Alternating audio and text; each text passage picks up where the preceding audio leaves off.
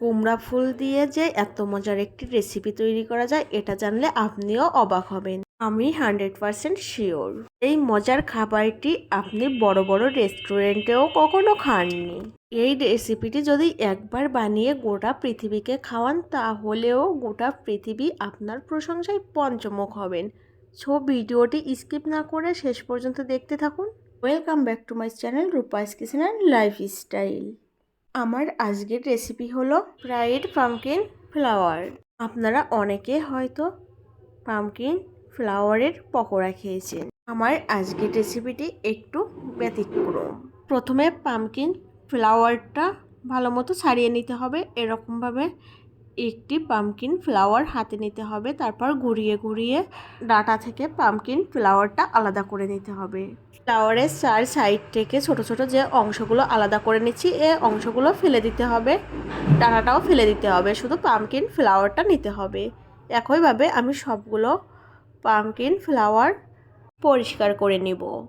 প্রতিদিনের এরকম রেসিপি পেতে আমার চ্যানেলের সঙ্গেই থাকুন। আর হ্যাঁ, পাশে থাকা বেল আইকন বাটনটিতে প্রেস করতে ভুলবেন না যেন। আর যারা অলরেডি আমার চ্যানেলটিকে সাবস্ক্রাইব করেছেন তাদেরকে অসংখ্য ধন্যবাদ। এতক্ষণে আমার পামকিন ফ্লাওয়ারগুলো পরিষ্কার করে নেওয়া কমপ্লিট। এখন পামকিন ফ্লাওয়ার ফ্রাইড করার জন্য আমার যে উপকরণগুলো লাগছে সেগুলো এক নজরে দেখে নেওয়া যাক।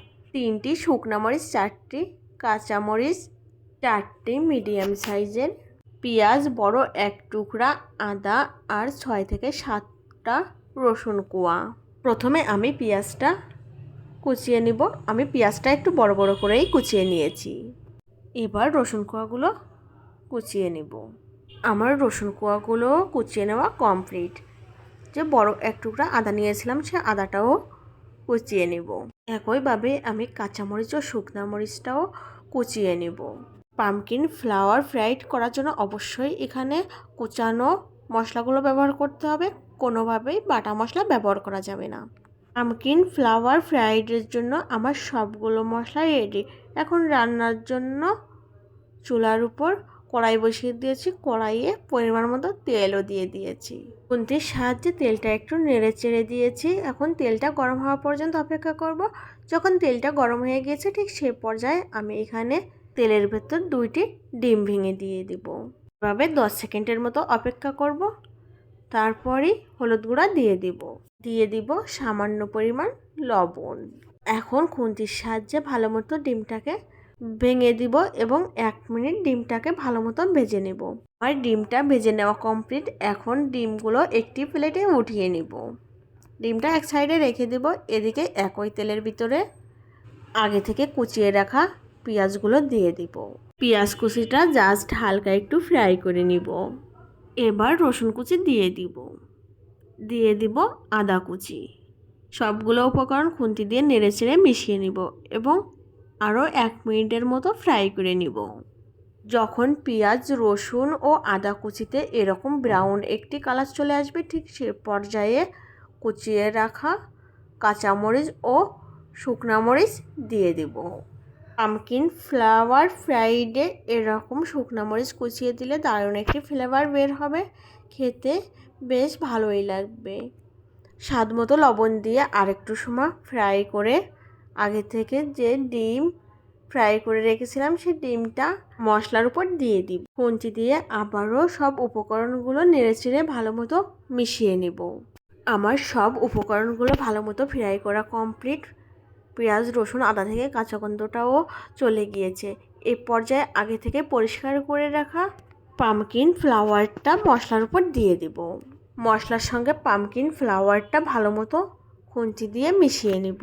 জাস্ট 1 মিনিটের মতো এই প্রসেসটা করলেই পামকিন ফ্লাওয়ারটা চুপসে একেবারে কম হয়ে আসবে। যখন পামকিন ফ্লাওয়ারটা এরকম চুপসে আসবে ঠিক সে পর্যায়ে হলুদ গুঁড়া দিয়ে দিতে হবে। পামকিন ফ্লাওয়ার ফ্রাইডে সবসময় অল্প হলুদ গুঁড়া দিলে খেতে বেশি ভালো লাগবে। এখানে চাইলে আপনারা হলুদ গুঁড়াটা স্কিপও করতে পারেন। আমার তেলের পরিমাণটা একটু কম রয়েছে সেজন্য এই পর্যায়ে এসে আমি আরেকটু তেল দিয়ে দিব। আপনারা চাইলে একবারেই তেলটা একটু বেশি করে দিতে পারেন, তাহলে এ পর্যায়ে এসে আর তেল দেওয়ার প্রয়োজন পড়বে না।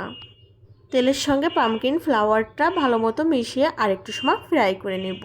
আমি একটু চেক করে দেখেছি আমার লবণের পরিমাণটা একটু কম আছে, সেজন্য আবারও একটু লবণ দিয়ে ভালো মতো মিশিয়ে নেব। আমার পামকিন ফ্লাওয়ার ফ্রাইড কমপ্লিট। এখন একটি প্লেটে নামিয়ে নেব। পামকিন ফ্লাওয়ার ফ্রাইডটা ভাত, রুটি বা পোলাওর সঙ্গে জাস্ট জমে যাবে। আপনারা বাড়িতে একবার হলেও এই রেসিপিটি ট্রাই করবেন, আর কেমন হলো তা আমাকে কমেন্টে জানাবেন। আমার আজকের রেসিপিটি এই পর্যন্তই। যদি আমার রেসিপিটি ভালো লেগে থাকে তাহলে অবশ্যই লাইক, কমেন্ট অ্যান্ড শেয়ার করবেন। আবারও দেখাবেন নেক্সট কোনো ভিডিওতে। ততক্ষণ পর্যন্ত সকলে ভালো থাকবেন, সুস্থ থাকবেন। ধন্যবাদ।